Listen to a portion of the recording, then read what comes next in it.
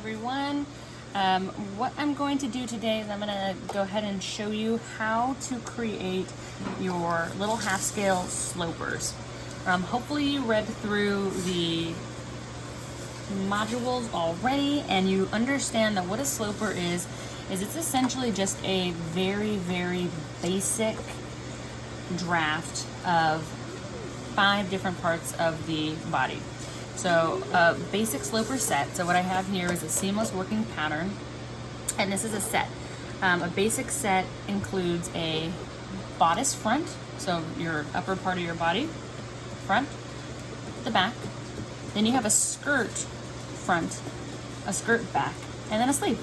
So essentially, if you were to have a piece of fabric for each of these slopers, you would have something like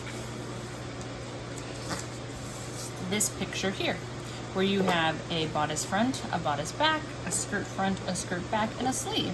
So essentially what these slopers are, they're just really, really, really basic pattern pieces that you then can design and add whatever you want to them.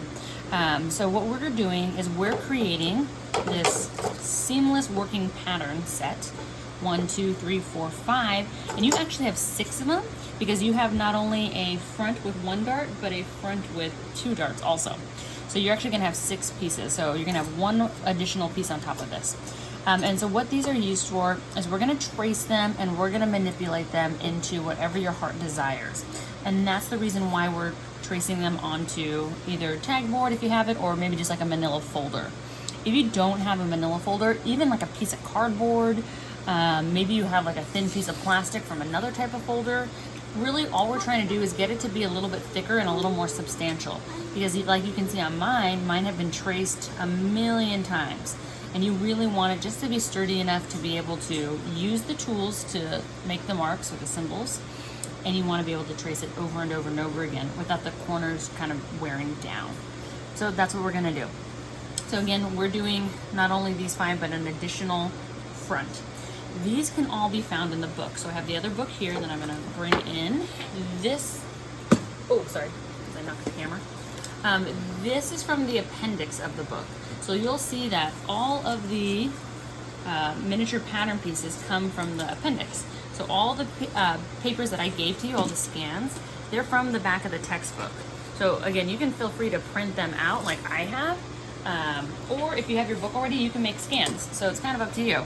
I have gone ahead and taken the time to print out the pages like I've asked you all to do. So if you go ahead and you print these from your computer, I've just made sure to list on there that you want to just fill the screen. So when you print this out, just fill to page, and that will make it so that they come out essentially the right size. If you look at them compared to the slopers that I have, they're gonna fit pretty well. It's a little bit smaller, but because it's a print and not an actual scan, it's gonna be a little bit smaller in general. So again, fit it to the page, make sure that it's as big as it possibly can be, and just be consistent when you print them so that you know that this page and this page are the exact same size when printed out. The reason for that is because these are proportionate. So this bodice front matches this sleeve perfectly. So you want to make sure that, again, they all stay a consistent size. And that's why I say to print to page, to fit the page. That way they're all consistent. Okay, so now that I have these, what you're gonna do, I'm gonna go ahead and move the book out of the way now, since we talked about that pattern set. Get that out of the way for you. I've got a manila folder, so I've got some manila folders that I'm gonna use because it's easy and it's cheap. So you can do it one of 2 ways, really. You could go ahead and you could take your paper scissors and you can cut out, which I'll do for the sleeve. So I'll start maybe the sleeve on like that. You can take your paper scissors and you can cut out, the sleeve. Make sure to do it really accurate, really precise. So you really want to make sure that you're being really careful not to cut off anything unnecessary and not to give any extra space, any extra white space. Okay. So you could do it this way by cutting it out so we get a little bit more of this going around the curve. And I'm doing it this way with the sleeve only because if you look at the sleeve that you're printing out, you see that there's this curvy portion here, it kind of tapers down, and then there's also this little section right here that's gray. What you want to do with the sleeve is they're asking you to join this portion that's gray to the bottom section of the sleeve. So they want you to join it down, right down here. So I'm gonna do that. I'm gonna go ahead and cut into this, and I know it's scary because that's part of my sleeve, but I have to be able to get this portion of the sleeve out.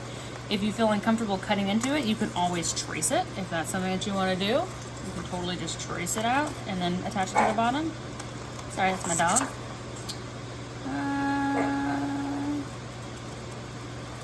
I'll put that there. Cutting across. Okay.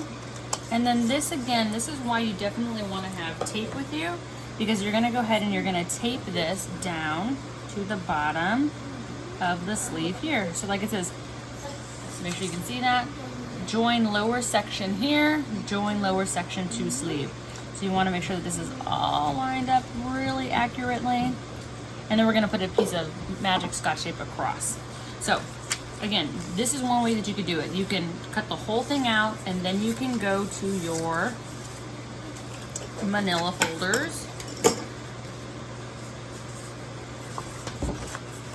And you want to use in this class a really sharp pencil. So you really would just want to make sure whether you're using a mechanical pencil or a number 2 pencil, whatever it is, you just want to make sure that it's really sharp. So I'm